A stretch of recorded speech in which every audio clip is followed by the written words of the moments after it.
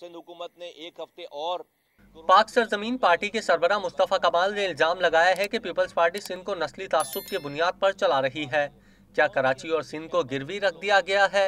उन्होंने स्कूल बंद करने का फैसला भी सरासर ज्यादती करार दिया। फॉलो करने का जो है वो रह गया है। मैं समझता हूँ इससे पूरी नस्ल तबाह हो रही है।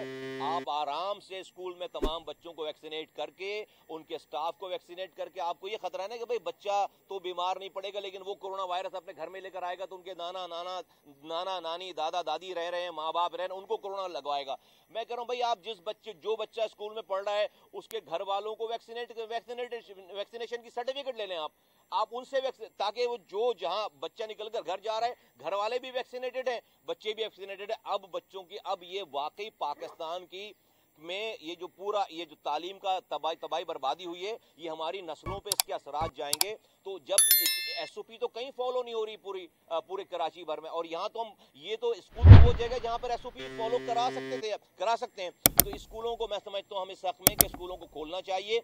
जो रिस्क बाहर है वो रिस्क स्कूल में भी है, तो जितना रिस्क है उतना रिस्क है, कोई अलग से स्कूलों में रिस्क नहीं है। नंबर 1। नंबर 2 ये दूसरी से 1 मिनट की बात कि मैंने रिक्वेस्ट की थी, आज से 1 साल पहले से रिक्वेस्ट कर रहा हूं कि तोरखू एक ब्रिज है अपर चित्राल और लोअर चित्राल को मिलाने के लिए। कई लाख लोग इंसान रहते हैं अपर चित्राल में, जिनका सारा खाने पीने का सामान, जिंदगी की जरूरियात के रोजमर्रा के का सामान इस ब्रिज के जरिए जाता है, तोरखू ब्रिज के जरिए जाता है। जो ब्रिज 1 साल पहले कोलैप्स हो गया, गिर गया। अब वो पहाड़ी इलाके हैं, वहां पर बर्फबारी होने वाली है। अब सारे यानी कि उनके तमाम अनाज, खाने पीने का सामान, उसके जाने की कोई जगह ही नहीं है।